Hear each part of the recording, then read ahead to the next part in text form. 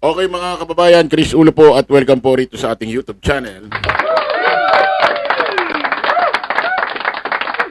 Okay mga kababayan, mga ka-analyze, pag-usapan ho natin itong si Senador Bato de la Rosa. Isa ho sa mga bata. Ha? Bata ba tuta? Bata. Sorry. Bata ni Digong. Kilala niyo naman si Digong, mga kababayan. Si Rodrigo Roa Duterte, former president natin. Dati ho nating presidente sa kasamaang palad. Okay to mga kababayan, ito ho si Senador Bato de la Rosa ay umamin na ho na marami ho siyang napatay or may mga pinatay siya. Pakinggan ho natin ito mga kababayan kasi meron ho tayong sasabihin dito, no? Baka yung iba hindi pa ho nalalaman ho ito. Panoorin ho natin to, pakinggan ho natin. Kunwari, no, dumating ang ICC, magtatago ba kayo? Tago. Kung mag-cooperate ang ating gobyerno, let's cross the bridge when the bridge is constructed. So, teka lang. So, posible. Alam mo, Ito kasi may interview siya kay Karen Davila. Naalala nyo, di ba, nung ito ho, alam niyo naman ito, according kay Digong, pag napag-uusapan ng ICC warrant, nervous daw ito, natatakot daw ito eh. Naalala nyo, di ba, may binanggit dati nakarang taon ito si dating Senador Trillanes about sa warrant ng ICC. Ano sabi niya? Kahit daw pag dumating ang warrant, wala raw problema. Kahit si Trillanes pa raw ang magposa sa kanya. Di ba? So, ang dating parang hindi ho siya magtatago. Ngayon, iba na ho ang kanyang katwiran sagot. Kasi noong nakarang taon, alam nyo, medyo matagal-tagal pa ang warrant. Ngayon siguro nangangamoy malapit na. Kumbaga, nasa pintuan na. Iba na ho sagot mga kababayan. Pero hindi ho tayo dyan popokus sa usaping yan. Meron ho tayong mas importante. Mas mahalaga ho na sasagutin. Pakinggan mo muna natin to kaunti. sinabi to ni Senator Ping Lacson, ginamit daw niya within the law. Iniwasan niya maaresto. Gagawin niyo ba yun? Secret. Gusto mo? So, kasi gusto mo si Laila malaman? de Lima, ang lakas ng loob, nagpahuli. Ito tanong ko. Ibig mo Sa sabihin- totoo lang, ibig- nagsisisi ka ba na si Laila de Lima nakulong? Hindi. Bakit ako Ang magsisisi? Pero kung kayo pinaninindigan nyo na si Laila de Lima, talagang tumanggap That ng time drug kasi, nung pinail yung kaso, mabigat yung mga testimonya ng binigay ng mga witness. Hindi ko siya nagsisisi. Siyempre, naturalmente, hindi niya sasabihin nagsisisi siya kung ba't nakulong si dating Senador Laila de Lima. Kasi pag sinabi niya yon, parang lumalabas yung mga gumawa ng statement doon sa Senado noong nakaraan tulad nila Kerwin Espinosa, parang pinatotohanan niyang totoong pinilit niya lang. At tinakot niya lang. Kasi according dito kay Kerwin Espinosa, tinakot at pinilit lang siya ni Bato de la Rosa para ipitin, pabaksakin ito si dating Senador Laila de Lima. Mabibigat daw yung mga statement, binitawan ng mga testigo noon. Sa Senado, hindi sa korte. Iba naman sa Senado, iba naman sa korte. Diba? At according kay Kerwin Espinosa, tinakot, pinilit mo lang daw siya. Pinagtugma-tugma lang yung mga detalye, pinatotohanan niya ni dating Police Espino. Or police pa yata ngayon si Espino. Espendido ba yun? Basta yun na yun. Basta may no. Tuloy natin. Witnesses. But do you believe now they were wrong? Lahat sila, they recanted. Kung nag-recant man sila, that's water under the bridge. Dahil at that time talaga, siya ang tinuturo. O ano magawa ngayon ng DOJ kung hindi entertainin yung kaso? Pero ang andyan tanong ko, yun. dapat ba na-detain yun ng 7 years? Hindi ba pang-aabuso yun ng panahon ni Pangulong Duterte? Pang-aabuso kung walang warrant of arrest. Pero may warrant of arrest eh. Nakakulong siya dahil may warrant of arrest siya. So But- anong abuso na Walang abuso yun, not Yan, narinig niyo na sa bibig ni Bato de la Rosa. Hindi raw pwede masabing walang pang-aabuso doon kasi may warrant. Paano yung mga biktima ng warrant, ng war on drugs, extrajudicial killing? Tulad nung kay De Los Santos, walang warrant.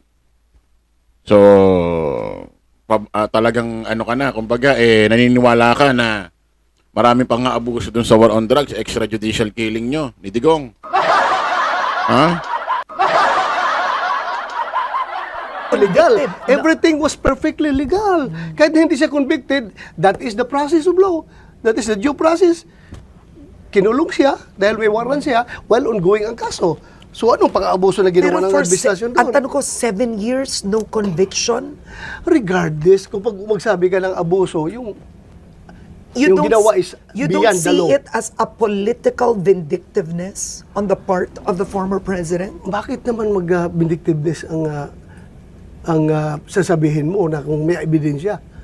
Oh. Lumabas, wala. How can a chemical formula help power my community? Watch the full video to find out.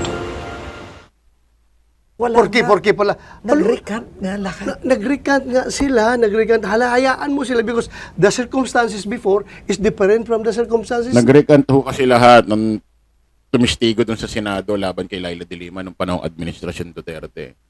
Mga natatandaan ko dyan, kay Erwin Espinosa, Espino, yun, yung pulis, tsaka yung Ragus. Nag-recant. Binawi yung mga sinabi. Tuloy natin. This now. Oh, wala na si Duterte. Ginamit sila, yung mga tao na yan.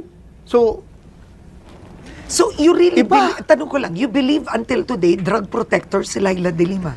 You believe it? wala akong sinasabing I believe na drug protector siya. Okay. Pero I believe on the veracity of yung mga ginagawa ng DOJ, bakit siya napailan ng kaso?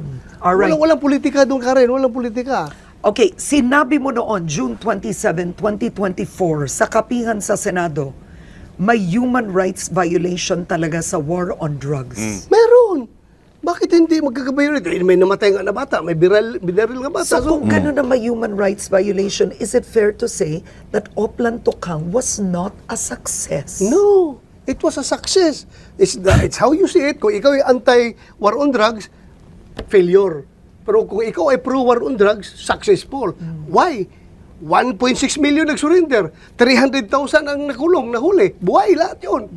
Ang daming Paano naging successful ang isang bagay na yung programa na pasama, ang daming namatay, libo-libo, inosente? Successful ba 'yon? Bigyan kita ng isang logic, Senador Bato de la Rosa. May hino-hostage ng isang babae, no hostage ng isang kung sino man tao, lalaki 'yon.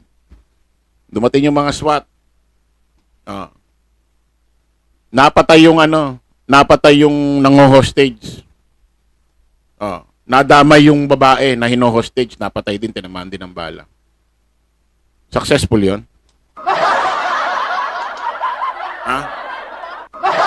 Successful 'yon? Sinasabi mo successful kasi maraming nakulong, maraming sumuko. Pero libo-libo rin ang namatay dahil dyan sa programa na yan, mga inosente. Successful ba yung gano'n? Libo-libo na damay? Ganun pala successful sa'yo, no?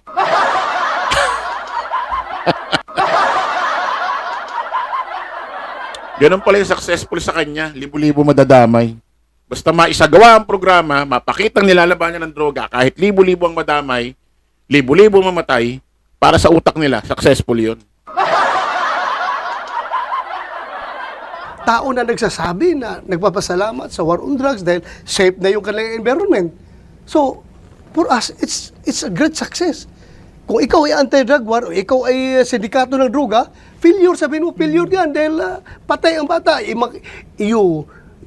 Doon ka magkukonsentrate sa negative na kukunti at kinalimutan mo yung pangkalahatan ng napakalaking magandang idinulot ng war on drugs. Pagdating sa peace and order. Ngayon, Mas malala ba ngayon? ha? Malala. Tanungin mo, barangay kapitan, punta ka. Punta ka doon sa ground. Tanungin mo mga barangay kapitan, wala kang marinig na barangay kapitan na magsabi na, Sir, okay ang aming sitwasyon sa drugs. Perfect na, wala na problema. Halos lahat magsasabi sa iyo na hindi nga natin tinatanong lalapit sa atin, magsusumbong. Yun ang kwento niya. Yun ang kwento niya, nakaranas experience daw siya, may mga lumalapit sa kanya mga mga taga-barangay daw, kesyo ganito, kesyo ganyan. Sa kwento niya, hindi man natin nakikita kung totoong nangyari. Meron akong resibo, may katibayan ako na sinungaling ito na hindi dapat paniwalaan yung mga kwento nito Naalala nyo yung unang-unang hearing ho ng House of Representative Quadcom about dun sa extrajudicial killing, war on drugs? Unang-unang hearing pinatawag agad siya. Ano sabi niya? Hindi siya pupunta kasi hindi siya pinapupunta ni Senador, Senate President Chis Escudero. Yun lagi ang sinasagot niya sa mga interview. Channel 5, 7, ABS-CBN, yun lagi. Siguro ito si Senate President Chis Escudero, napapanood niya ito laging interview ni Bato de la Rosa sa mga mainstream media. Na siya lagi ang dinadahilan. Nagpa-interview na ho sa GMA7. Ano sabi ni Senate President Escudero? Hindi totoo ang sinasabi ni Bato de la Rosa. Wala siyang sinasabing wag siya magpunta. Hindi niya pinipigilan si Bato de la Rosa. Wala siyang inuutos. Ang payo niya kay Senador Bato de la Rosa, kung ano ang gusto mo, pumunta man o hindi ika pumunta doon sa TRICOM, doon sa Quadcom, doon sa war on drugs, extrajudicial killing, kung ano man desisyon mo, pumunta ka man o hindi, susuportahan ka, sabi ni Chis Escudero. Nagbigay din pa si Chis Escudero na kung saan ikaw daw ang ayaw magpunta. Diba? Magmula nung sinabi ni Chis Escudero yun sa GMA7, malamang napanood mo, hindi mo na kinatwiran si Senador Chis Escudero noon. Hindi mo na siya ginamit. Sabihin, may style ka, mayroon kang mga paliwanag, sagot, katwiran ng mga pangsaywar. Ulad nung nakaraan, di ba? Iyak-iyak ka. Nakakap mo pa asawa ni Subiri. Nakakala mo, hindi ka bumoto para mapatalsik yung tao. Yung pala, kasama ka. Ibig sabihin, may style ka May ugali ka Diba? May ugali, may style ka na paikot style. Ha? At tulad ngayon, sinasabi mo, may mga barangay captain ka nakausap, ganito, ganyan, ganito. Madali na maikwento yan. Laway lang puhunan dyan. Kahit ako, kaya ko ikwento yan Ang tanong, nandoon ba kami? Nakita ba namin? Diba?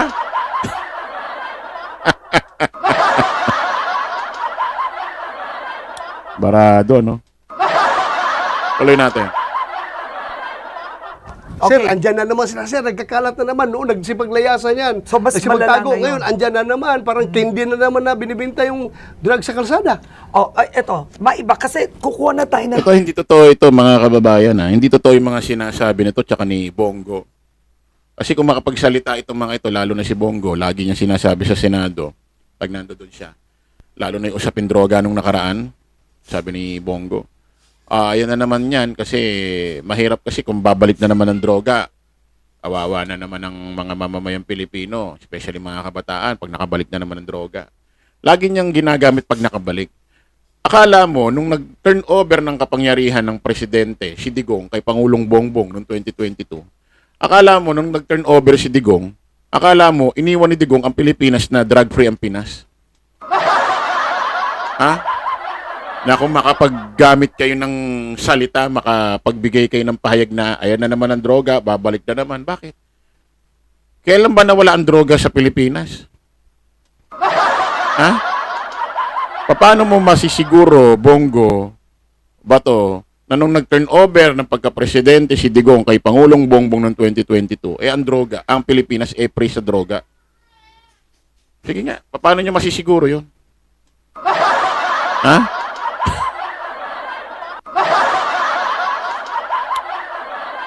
Pinagbobobolan niya yung tao. ng tanong dito, pero may gusto ko tanong sa iyo. Dalawa ang muka ni Senator Bato de la Rosa. Ang author ng Oplan Tukang at sinasabing mamamatay tao ng ilan at nasa TikTok sumasayaw. Sino ba talaga ang Senator Bato? Basta, sabihin ko lang sa inyo na si Senator Bato ay matapang, galit, o kaya sabihin mo cruel. Cruel ako sa mga kriminal. cruel ako sa mga taong naglalapastangan sa kanyang kapwa-tao. Pero ako'y napakalambot ang aking puso sa mga taong kinakawawa. Malambot ang puso ko. Kaya nga ako naging cruel because malambot ang puso ko. Yan ang aking personalidad. Kaya ako galit na galit dahil mahal na mahal ko yung tao. May tanong ako, may napatay ka na ba na pinagsisihan nyo? Ito na. Dito na tayo. Hindi man ako actually, lahat ng napatay ko, nagsisisi ako. Bakit buhay yan eh. Kahit nag-ano kasama yung tao na yan, ako, after nang maka-enkwentro ako, tapos may mapatay, pupunta ka agad ako ng simbahan. Hihingi ako ng patawad kay Lord. Lord, kahit nag-ano kasama yung tao na yun, he deserved to live. Dahil tao pa rin siya. Pero kung hindi ko rin siya... Ayan, mga kababayan, ha? Sabi niya rito, inamin niya, may mga napatay siyang tao. Inamin niya. Pero pinagsisisihan niya raw. Bawat napapatay niya raw, pinagsisisihan niya. Kasi kahit daw gano'ng kasama ang isang tao, karapatan niya mabuhay. Nagsisimba raw siya, humingi raw siya ng tawad kay Lord. Sabi niya, Lord, patawad. Kasi ganito ganyan, kahit gano'ng kasama itong taong ito, may karapatan pa rin mabuhay. Yun ang sabi niya.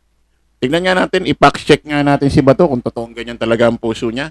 Na kahit gano'ng kasama ang isang tao, may karapatan mabuhay. Pakinggan nga natin.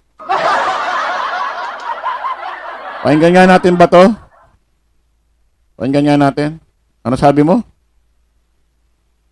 Kilala naman siguro ninyo kung sino mga drug lord dito. Ano, gusto nyo patayin? Gusto nyo patayin? Patayin nyo. Pwede man kayo pumatay dahil wala man kayo man ang biktima. Puntahan ninyo. Buhusan nyo ng gasolina. Yung bahay, sindihan ninyo.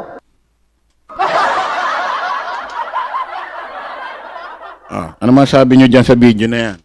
Sabi ni Bato, kahit daw gano'ng kasama ang isang tao, may karapatan din daw mabuhay. At humihingi siya ng mga tawad sa kanyang mga napatay. At sabi niya pa kay Lord, humihingi siya ng tawad kasi itong mga taong ito, kahit gano'ng kasama, may karapatan pa rin mabuhay. Kung yun talaga ang prinsipyo mo sa buhay, bakit dito sa bidyong ito, nagtuturo ka sa mga tao na pwede silang pumatay? Ha? At sabi mo, malambot ang puso mo. Meron bang malambot ang puso, pati bahay dadamay, susunugin? Anong kinalaman ng bahay? Wala namang buhay yan, tirahan yan. Ha? Property yan. Bakit mo susunugin? Paano kung mayroong mga tao doon nakasambahay na wala namang kinalaman? Paano kung may mga hayop doon, tulad ng mga aso? 'Di ba? Mataas na uri ng mamalang aso. Pag nadamay, paano 'yon? Ganun ba ang malambot na puso sa iyo, pati bahay idadamay, susunugin? Kumuha kayo ng gasolina, sunugin ninyo. Ha? Patayin nyo. Patayin nyo yung drug lord na yan. Pwede naman kayo pumatay. Ha?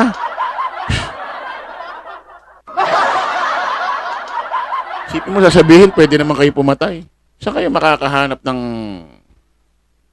librong babasahin o kahit anong kurso sa buong Pilipinas na magtuturo ang professor sa inyo, na sasabihin sa inyo na pwede naman pumatay. Kahit nga pulis, bawal pumatay, di ba?